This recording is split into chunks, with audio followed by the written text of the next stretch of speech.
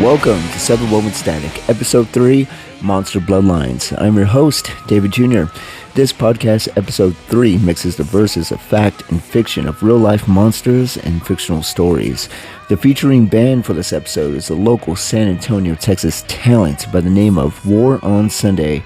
If you heard the previous 7WoveN StatiC, Episode 2, Miss Audri D was a narrator for the story, The Black Eyed Kids. Happy to have her presence again in this episode as a featured artist rocking it out. Find them on YouTube, Instagram, and Facebook at War on Sunday and waronsunday.com. Featured narrator for the story, Dr. Death, in this episode is an awesomely talented artist. I met a couple of open mic nights at my spot, Jandros Garden Patio on the St. Mary Strip here in San Antonio, Texas, Mr. Benjamin Drew. You can find him on Facebook, Instagram, YouTube, at Benjamin Drew Music and his website benjamindrew.com. Without further ado, let's get to it. This is 7WoveN StatiC, Episode 3, Monster BloodlineS.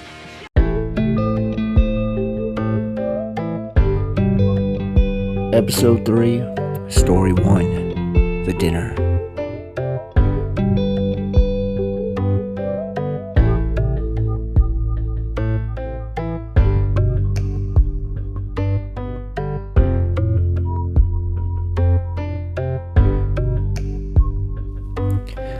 In a dimly lit and elegant restaurant, a beautiful woman named Sarah found herself seated across from a man who introduced himself as Ted. He appeared charming, his eyes twinkling with a hint of mystery. The soft glow of the candlelight and the clicking of the fine china created an ambiance of luxury and tranquility. As they dined, Ted regaled Sarah with tales of his extensive travels, his charisma drawing her in. She couldn't help but to be captivated by his suave demeanor and the way he seemed to hang on her every word. The conversation flowed, and the night was filled with laughter and shares of stories. But as the evening progressed, Sarah began to notice something unusual. The man before her, who had been so charming and charismatic, seemed to be changing. His once warm and inviting smile began to wane, replaced by a cold, calculated gaze. It was as if his entire demeanor had shifted, and Sarah felt a growing sense of unease. The transition was subtle at first, almost imperceivable, but it became increasingly pronounced. Ted's voice, once smooth and soothing, took on a sinister edge. His eyes, once warm and inviting, now gleamed with a chilling intensity. Sarah's heart began to race as she realized that the man sitting across from her was not who he appeared to be. It was as if she had glimpsed the true nature of a predator lurking beneath the facade of charm and charisma. In a hushed, trembling voice, she asked, "Is everything all right, Ted?" Ted's sinister transformation was complete. His face had shifted into the facade of pure evil, eyes like sharks, and he spoke with a bone-chilling menace. "Would you like to go to a more quiet place?" Terrified, Sarah pushed her chair back, and with a last glance at the man who had just revealed his sinister side, she fled from the restaurant. As she rushed out into the night, she couldn't help but wonder how close she had become to becoming the next victim of the now-known notorious serial killer, Ted Bundy. In the end, she had heeded the warning and escaped, forever haunted by the memory of the man who had just shared a luxurious dinner with her, only to reveal the depths of his darkness. Ted's chilling transformation has served as a reminder that evil could lurk in the most unexpected places, waiting to strike when you least expect it.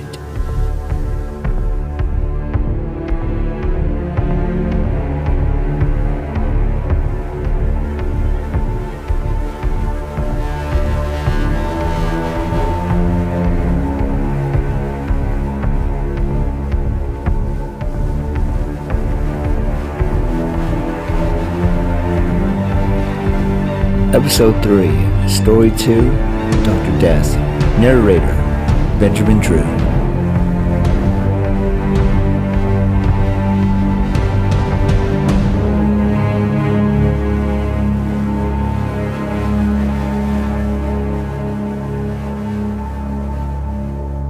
In the cold, sterile halls of St. Jude's Hospital, a patient named Alex lay in a state of perpetual paralysis. His only means of communication was through his eyes, which had become the silent witnesses to the horrors orchestrated by the infamous serial killer known as Dr. Death. Dr. Death, a nefarious surgeon with a penchant for sadistic procedures, had left a trail of victims in his wake. Alex had become an unwilling participant in this macabre symphony of pain. Paralyzed and unable to utter a single word, Alex's only way of communication with the world was through a makeshift alphabet chart. Alex's eyes, the only part of his body he could control, darted across the chart as he spelled out words, forming sentences that conveyed the unimaginable atrocities he had witnessed. Nurses and family members huddled around him, interpreting the silent messages of horror that emanated from his haunted gaze.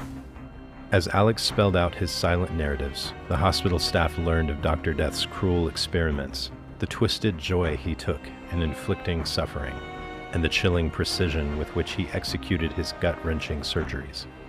The once hopeful eyes of the patient now reflected a profound darkness, haunted by the memories of unspeakable acts. Each night, Alex was tormented by nightmares that transcended the boundaries of his paralyzed body. He relived the horrors he had witnessed, trapped in a silent scream that echoed in the recesses of his mind.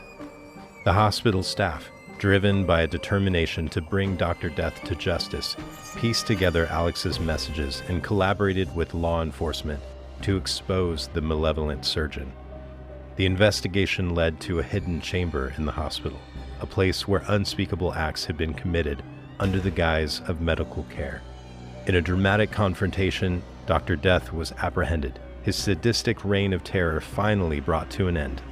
The once paralyzed patient, Alex, witnessed the arrest with a sense of grim satisfaction, his eyes now reflecting not only the horrors he had endured, but also a glimmer of justice served. Though physically scarred and emotionally traumatized, Alex's silent testimony had played a crucial role in bringing down a monster. The hospital, once tainted by the presence of Dr. Death, could now begin the slow process of healing, and Alex, with the strength of his silent resilience, could now embark on the journey towards recovery. As Alex slowly closed his eyes for a night's rest with ease, Alex's eyes sharply opened wide as he heard the whispers in his own head of the familiar voice of Dr. Death. "Don't worry, Alex. Your doctor is here to help you."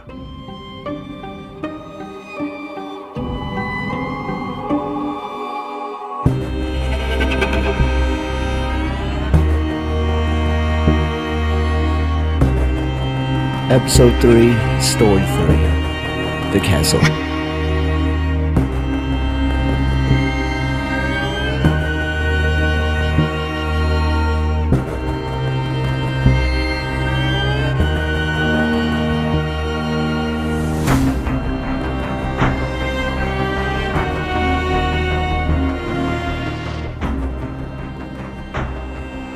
In the year 1895, on a dark, moonless night, two adventurous teenagers, William and Eliza, decided to embark on a daring escapade.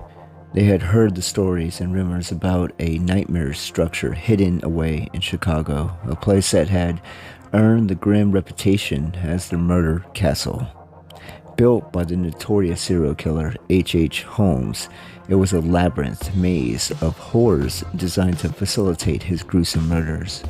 Armed with little more than candles and their unshakable curiosity, the teenagers made their way to the sinister structure. Its exterior appeared as a deceptively grand hotel, its facade concealing the malevolence that lay within. The entrance was a portal to madness, and they ventured forth, their hearts pounding in their chest. The Murder Castle was a dark and twisted labyrinth with hidden doors, secret passageways, and rooms designed to ensnare and confound victims.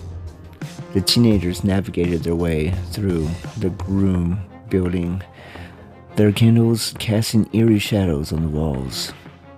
It didn't take long for them to realize the evil spirit of H.H. Holmes still haunted the place.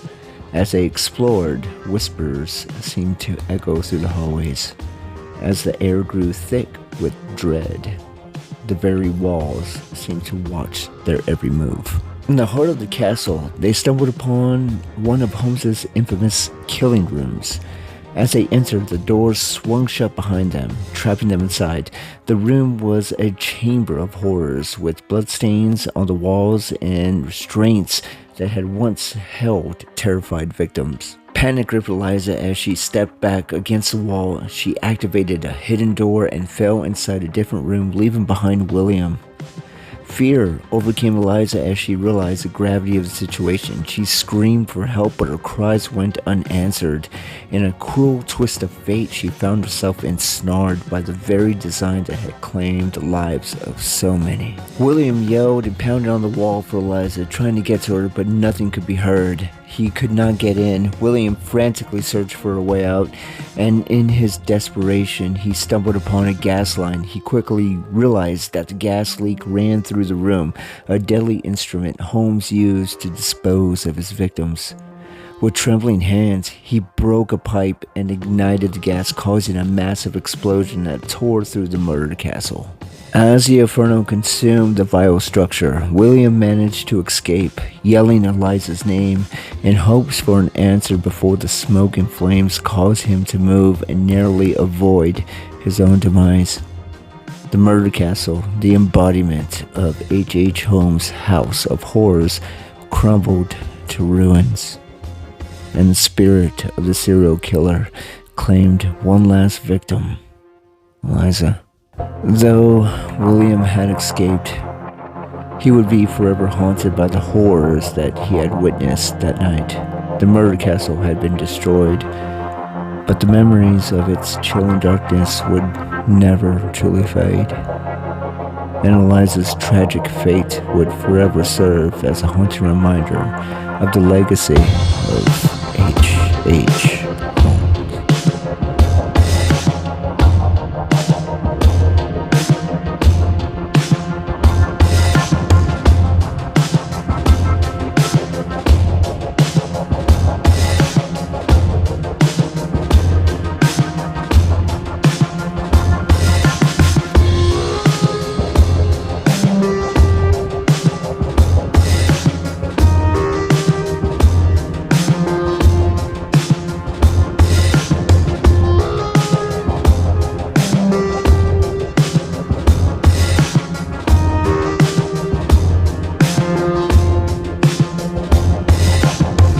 Episode 3, Story 4, The Clown.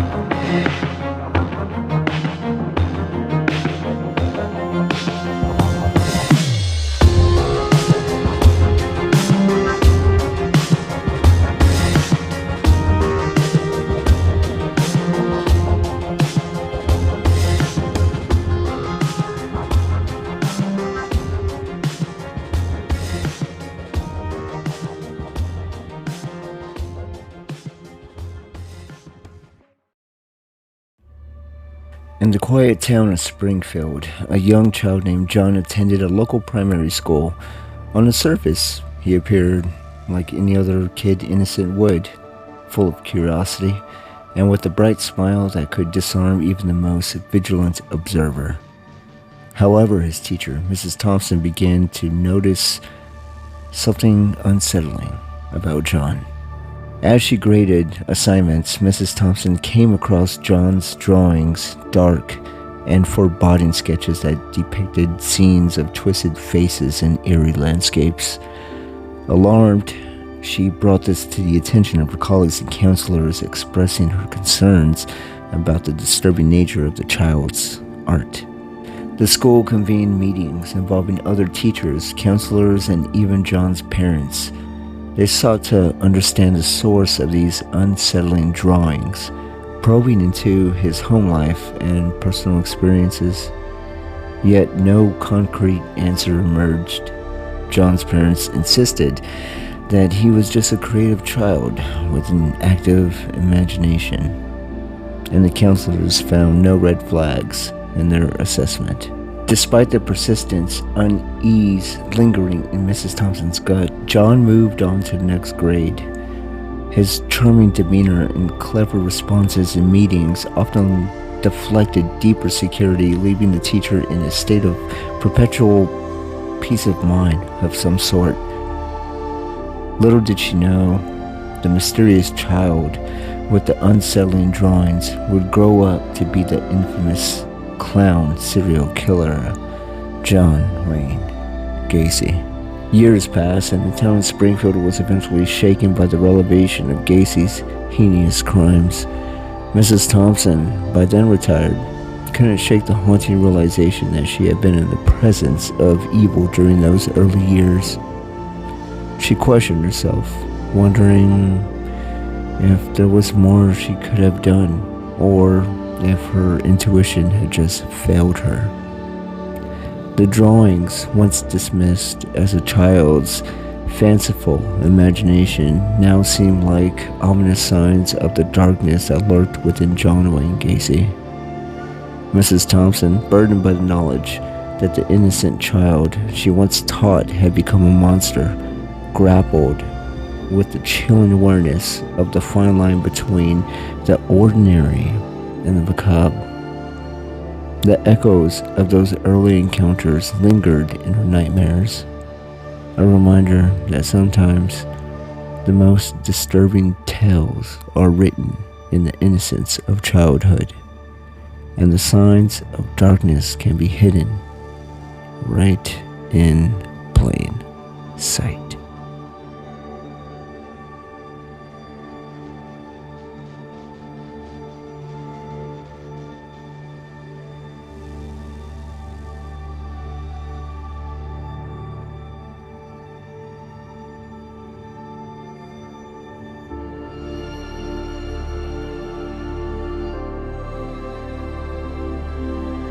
Episode 3, Story 5, The Fan.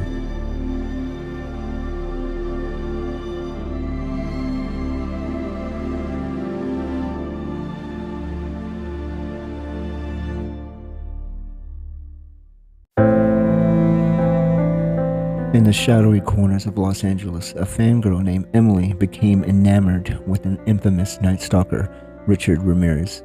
Her fascination with the notorious killer went beyond morbid curiosity. It bordered on an unsettling obsession. Emily's friend Lily had stumbled upon the letters and darkened Polaroids that Emily had been sending to Ramirez. Disturbed and concerned, Lily confronted her friend, urging her to stop this dangerous correspondence. Emily dismissed Lily's worries, claiming it was just a morbid curiosity, a way to understanding the mind of a killer. One ominous night, Emily received a response from Ramirez. The letter was cryptic, filled with dark poetry that seemed to seep into her very soul. Ramirez's words cast a sinister spell, and Emily felt an otherworldly connection forming between them. Under the twisted influence of Ramirez's letters, Emily's demeanor changed. Her once vibrant eyes now bore a haunting emptiness. She began to wander the city at night, drawn to places associated with Ramirez's gruesome acts. As Emily's behavior became increasingly erratic, Lily couldn't shake the feeling that something was terribly wrong. Despite to save her friend from the clutches of darkness, Lily delved into Ramirez's letters, searching for clues that might break the spell. One fateful night, Lily discovered a hidden message within Ramirez's chilling prose, a secret invocation that seemed to bind Emily to a dark pact. Terrified but determined, Lily sought help from a local occult expert, hoping to unravel the supernatural forces at play. The occultist revealed that Ramirez's evil spirit had found a conduit in Emily's vulnerable mind. Lily, armed with newfound knowledge, confronted her and attempted a ritual to break the sinister connection. As incantations echoed through the room, Emily convulsed, caught between the clutches of the Night Stalker's influence and Lily's desperate attempt to free her. The room crackled with an otherworldly energy as Lily fought to sever the unholy bond. In a final burst of supernatural force, Emily's eyes, once glazed with darkness, cleared. The evil presence lifted, leaving her trembling and disoriented, but free from Ramirez's influence. As dawn broke, the echoes of the night's ordeal lingered, and Emily, now aware of the horrors she narrowly avoided, clung to Lily, grateful for her friend's unwavering determination to break the nightmarish spell. In the embrace of holding her friend Lily close to her, Emily's eyes couldn't help to look at the mirror behind Lily. In the reflection, Emily witnessed her eyes slowly fading to all black, like a shark. And Emily darkly smiled from ear to ear with the joy of knowing that she hid a clawed hammer under Lily's bed the night before, as Lily slept.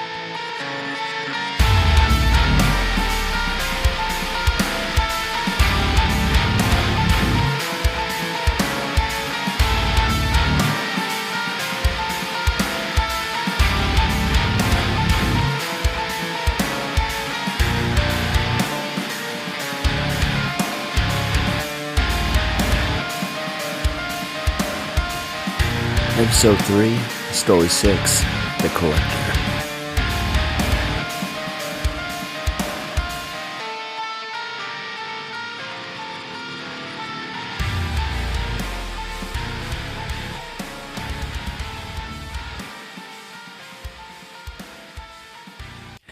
In a dark-lit back room of an obscure antique shop, a collector named Victor stumbled upon a macabre treasure, the glasses once belonging to the infamous serial killer Jeffrey Dahmer.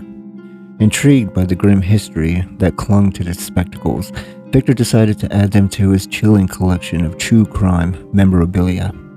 Word quickly spread among collectors in the dark corners of the internet, and a mysterious buyer, known only as Mr. Blackwood, expressed a keen interest in acquiring Dahmer's glasses. Victor, aware of the sinister allure surrounding such items, hesitated. However, the allure of the significant payout of $150,000 proved too tempting to resist. As Victor prepared to ship the glasses to Mr. Blackwood, a shiver ran down his spine. A lingering unease whispered warnings in his mind. In a moment of doubt, he included a handwritten note with the parcel, cautioning Mr. Blackwood with a stark message. Don't put them on. If you do, I'm not responsible for the horrific dreams, thoughts, or actions you will have. Undeterred, Mr. Blackwood eagerly donned the infamous spectacles upon their arrival. Almost immediately, a sinister transformation took hold. Nightmares plagued his sleep, each dream a descent into the twisted psyche of Jeffrey Dahmer. Dark desires and gruesome thoughts clawed at the edges of his consciousness. As Victor had forewarned, the cursed glasses seemed to unlock a dark force, allowing the sinister spirit of Dahmer to invade Mr. Blackwood's mind. The boundary between collector and killer blurred, and the once confident buyer found himself consumed by an insidious madness. Haunted by visions of Dahmer's unspeakable acts, Mr. Blackwood frantically sought a way to break free from the psychological torment. Desperation drove him to return the glasses to Victor, pleading for release from the nightmarish grip they imposed upon his sanity. In the eerie quiet of the antique shop, Victor, now understanding the true weight of the cursed artifact, accepted the returned glasses with a solemn nod.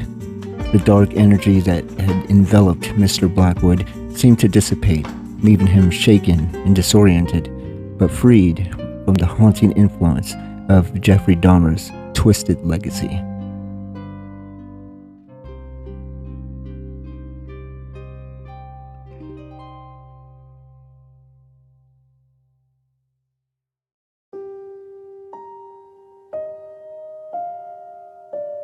Episode 3, Story 7, Jack.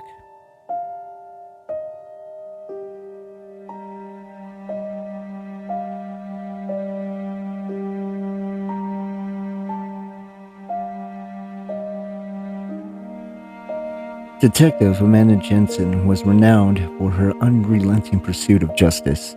She had solved some of the most challenging cases, but there was one that had always eluded her grasp: the enigma of Jack the Ripper. For years, the notorious serial killer's identity had remained a mystery, hidden in the shadows of history. One gloomy evening in a dimly lit room filled with the aroma of aged books and the chill of the unknown, Amanda found herself transported back in time. She was in the 19th century London, walking through the foggy cobblestone streets. As she turned the corner, there standing before her was the menacing figure of Jack the Ripper himself. Amanda's heart raced and her instincts screamed at her to run, but she stood her ground, determined to unravel the mystery that had plagued investigators for over a century. She knew that whatever force had brought her here had a purpose, and that purpose was to confront the infamous killer. With a voice that was both cold and haunting, Jack the Ripper began to speak. "You've come to find the truth, haven't you, detective? The truth about who I am, what drove me to my beautiful acts." Amanda nodded, her breath shaky. "I spent years studying your case, and I've always wondered what led you to commit those heinous crimes." Jack's voice grew more chilling. "I was always born of darkness, a creation of society's twisted desires. I was a monster born from the shadows, a reflection of the fear and chaos that festered in the heart of this era." Amanda felt an eerie connection with Jack the Ripper, as if their encounter transcended time and space. She began to understand that he was a product of the society that had pushed him to the edge, a society that had rejected him and left him with no other outlet for his despair. As the conversation continued, Jack confessed to the murders in horrifying detail, describing the terrible acts he had committed. Amanda shivered, feeling both repulsed and captivated by his words. She knew she was in the presence of pure evil, yet she couldn't look away. In a strange turn of events, Jack the Ripper seemed to grow more human, revealing the torment and despair that had driven him to commit such gruesome acts. He spoke of deep sense of isolation and anger, of a society that had cast him aside. As the conversation came to a close, Amanda couldn't help but feel a sense of pity for the man before her. She realized that the evil he had represented was not isolated to him alone, but was a reflection of the darkness that could exist within society itself. And then, as suddenly as it began, the encounter ended, and Amanda found herself back in her own time in her dimly lit room, surrounded by the weight of history. She knew that the truth of Jack the Ripper's identity would remain a mystery, but she had gained a chilling insight into the mind of the killer and a glimpse into the depths of human darkness.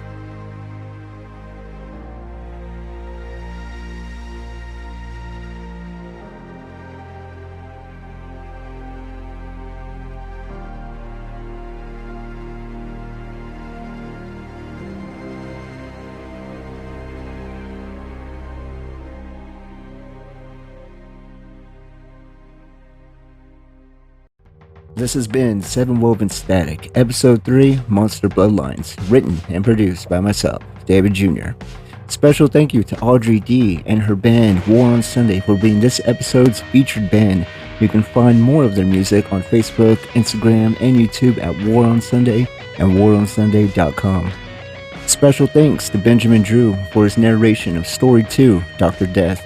Benjamin Drew is also a great musician. Find his work on Facebook, Instagram, and YouTube at Benjamin Drew Music and his website, benjamindrew.com.